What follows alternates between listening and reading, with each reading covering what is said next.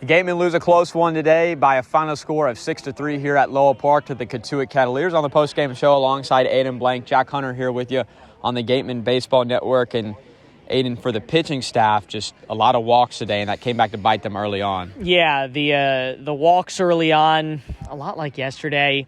Felt like the first half of the game kind of spoiled the second half a little bit. Gatemen really rallied. I think those last couple of innings, they had a little fight in them, and that's good to see. That's something that hopefully can carry into Orleans on Sunday night.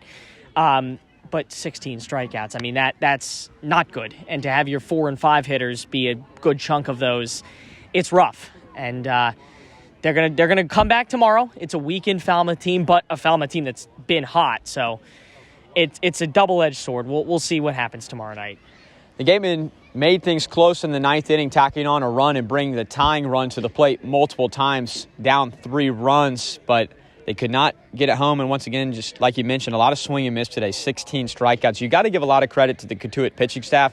At the end of the day, they're going to be number 1 in the league in ERA, but the Gatemen have to figure out a way to put the bat on the baseball. Yeah, and I think there were a couple of points that just were rough for them. Again, move on to tomorrow.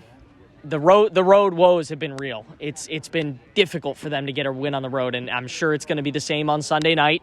But they come home tomorrow. Tomorrow's a great opportunity to break this 2-game losing streak and take out a Falmouth team that they should beat. They've beaten before, and you got to move on. It's summer ball. There's 44 games. This was only 18. They've lost the last 2, but they have a chance to turn it around tomorrow night. Well, good news for Gatemen fans. The Gatemen are 7-2 at Spillane Field this year.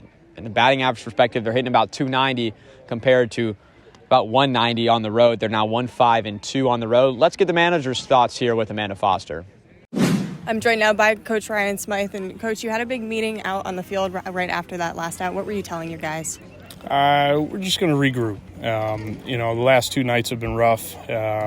We got to get back to our roots and having some fun. I just thought we were a little down in BP, and it just looked like, it just didn't look like our guys. Kind of predicted it. Kind of felt like this game was going to be the way it was. We gave ourselves some chances at the end, so it was good to see no quit in the end. But we just wanted to regroup a little bit. What can you do to bring that energy back going into tomorrow? I think being at home is gonna help greatly. Obviously, we've done well at home. I think they know who we're playing tomorrow, and the impact that this game could have. We got Brett on the mound. All good things going in tomorrow. And today's the last day of June, going into July. What do you want to keep in this month and not bring with you into July? I kind of want to bring everything. The good and the bad. I mean, you gotta, you don't lose or you don't learn a lot when you win. You do learn a lot when you lose, because you can look back and see the mistakes that you made and try to get better. So even with some of the losses and some of the bad losses we've had, you don't want to bring the L's with you, but you certainly want to bring what went wrong in those games to try and fix that moving forward. What are the biggest things that you can take from these last 2 nights? We've gotten back into that mode where we've walked a whole lot of guys. When you walk some guys, and then your defense is on your heels, and we've played some sloppy defense the last couple games. So just getting back in the zone, being competitive, and then our defense is going to make plays. Well, speaking of walks, on the positive side for you, you have David Glancy. You moved him into the leadoff spot. Since then, he's had 5 walks in a row. In the other game, 7 walks in total with 2 tonight. So what have you seen from him, and what led you to put him in that spot? He was in that spot earlier in the year, and I like bouncing guys around the lineup. And I just, there was something about it that 2 nights ago, I think it was, that I just said, you know what, we're gonna throw him back up there, just spark something. Obviously, he's shrunk his zone a lot, and he's finding ways on base, and he knows he doesn't necessarily have to hit a double or a triple. He finds his way on first base. Obviously, like we've seen, he can turn it into a triple in 2 pitches. All right, great, thank you. Absolutely.